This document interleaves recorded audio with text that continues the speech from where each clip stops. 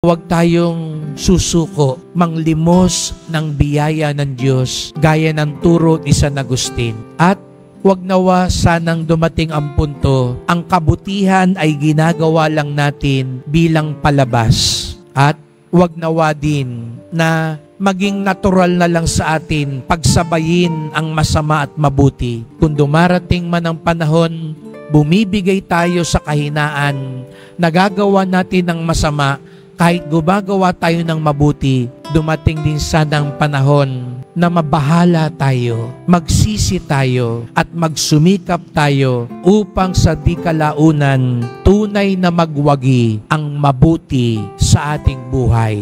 Upang katulad ni San Agustin, bagamat may kahinaan, nagtagumpay ang biyaya ng Diyos at pagsusumikap ng tao.